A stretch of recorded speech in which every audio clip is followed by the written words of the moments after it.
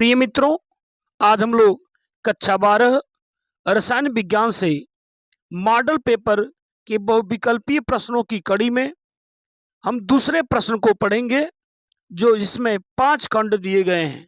और जैसा कि मैंने इसके पहले वाले पेपर में भी बताया था कि आपको इन चारों विकल्पों में से कौन सही है यह बताएंगे और क्यों यही सही है इसकी भी बात की जाएगी। यह जानना बहुत जरूरी है कि आखिर यही विकल्प क्यों सही है। तो आइए हम पहले प्रश्न पर चलते हैं। प्रश्न नंबर 2 के क खंड जो है उस पर चलते हैं। प्रश्न है कि 180 ग्राम जल में मोलों की संख्या है, यानी 180 ग्राम जल है, उसमें कितने मोल होंगे, मोलों की संख्या पूछा है। तो विकल्प आपके पास दिए गए हैं 10, 100, 18 और 1। अब जल जो होता है, जैसा कि आप जानते हैं जल का सूत्र है यह H2O। तो यह अणुभार अगर निकालेंगे, अगर जल का हूं तो 2 गुणे हाइड्रोजन का भार 1 होता है और ऑक्सीजन का 16 होता है। तो दोनों को जोड़ देंगे तो 18 हो जाएगा, यानी जल का अणुभार है 18 और हमको मोलों की संख्या बतानी है। तो मोलों की संख्या बराबर होता है भार बटा अणुभार। तो भार हमारे पास 180 ग्राम है और अणुभार हमने अभी निकाला, यह 18 है।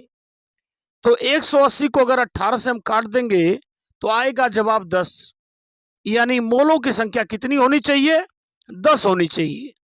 तो इस तरह से इसके लिए विकल्प नंबर 1 सही हुआ। अब आते हैं हम लोग दूसरे प्रश्न पर। इसमें दूसरा जो खंड दिया है ख, शून्य कोटि की अभिक्रिया है। 4 विकल्प आपको दिए गए हैं। चारों विकल्पों में पूछा है कि इनमें से कौन सी अभिक्रिया शून्य कोटि की अभिक्रिया है। तो ध्यान देंगे हमारी बात को।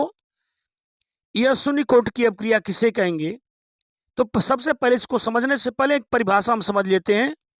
शून्य कोटि की अभिक्रिया की परिभाषा कि वह अभिक्रिया जिसका वेग अभिकारकों की सांद्रता, जो अभिक्रिया में भाग ले रहे हैं यही अभिकारक कहे जाएंगे, तो अभिकारकों की सांद्रता यानी मात्रा पर निर्भर नहीं करता है। यानी वह अभिक्रिया जिसका वेग अभिकारकों की सांद्रता यानी मात्रा पर निर्भर नहीं करता है, वह अभिक्रिया शून्य कोटि की अभिक्रिया कहलाती है।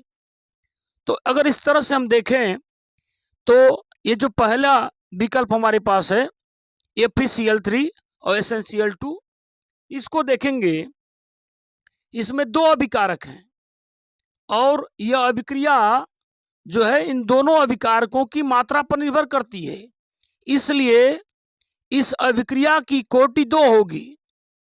इस अभिक्रिया की कोटि 2 होगी। अगर हम इस अभिक्रिया की बात करें, H2 और Cl2 और H2HCl बन रहा है और यहां प्रकाश उत्प्रेरक का कार्य करेगा।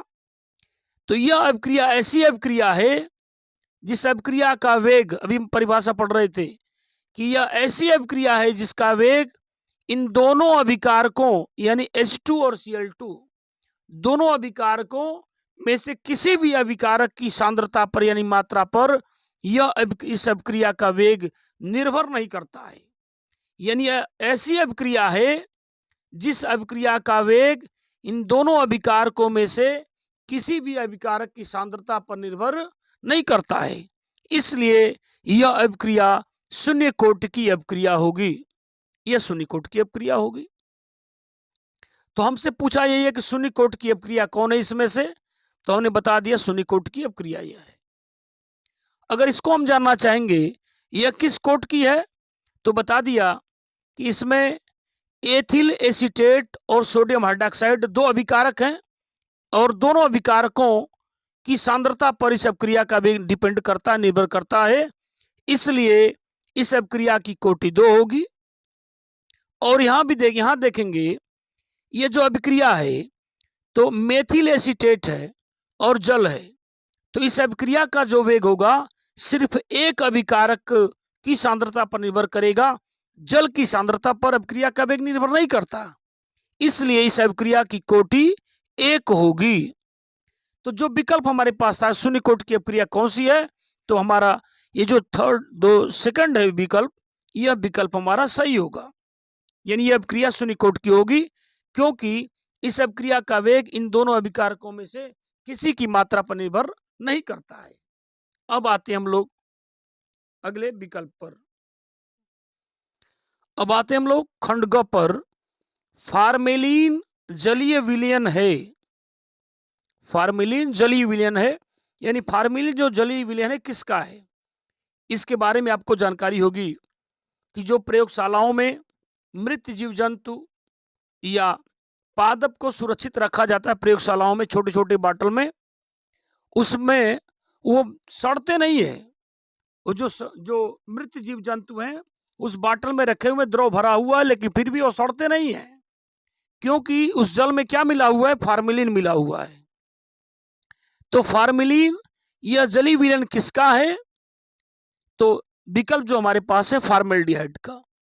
यानी फार्मेलिन जो होता है फार्मेल्डिहाइड के 40% वाले जलीय विलयन को फार्मेलिन कहते हैं। यानी फार्मेल्डिहाइड के 40% जलीय विलयन को हम फार्मेलिन कहते हैं। तो इस तरह से विकल्प हमारा इसमें दूसरा सही हो जाएगा। अब आते हम लोग ग्लूकोज या एल्डिहाइड टालन अभिकर्मक से क्रिया करके बनाता है। यानी ग्लूकोज या एल्डिहाइड टालन अभिकर्मक से क्रिया करके क्या बनाता है, इन विकल्पों में से कौन सा सही है। तो रिएक्शन के माध्यम से आपको हमने यहां शो कर दिया रिएक्शन। यह ग्लूकोज है, यह टालन अभिकर्मक है और बना ग्लूकोनिक एसिड और रजत दर्पण, जो एजी है उसी को हम रजत दर्पण कहते हैं। तो यही तो पूछा है कि ग्लूकोज टालन अभिकर्मक से क्रिया करे, ग्लूकोज है टालन अभिकर्मक से क्रिया करेगा तो क्या बनाएगा, तो ये ग्लूकोनिक अम्ल बनाया और एजी बनाया जो आपको यहां दिख रहा है। इसी एजी को हम रजत दर्पण कहते हैं। तो इस तरह से विकल्प कौन सा सही है, इसका दूसरा विकल्प सही है। अब आते हैं हम लोग अगले प्रश्न पर, अगले खंड पर। अंग है शुद्ध जल की मोलरता है। तो शुद्ध जल की जो मोलरता होती है वो फिक्स है, यह होती है 55.56 मोल प्रति लीटर। तो इस विकल्प को आप याद करेंगे। हालांकि इसको हम सूत्र के माध्यम से निकाल भी सकते हैं, लेकिन इसको आप याद रखिए, शुद्ध जल की मोलरता कितनी होती है, 55.56 मोल प्रति लीटर होती है। इस तरह से ये पांचों खंड उम्मीद करते हैं आपको समझ में आ रहे होंगे।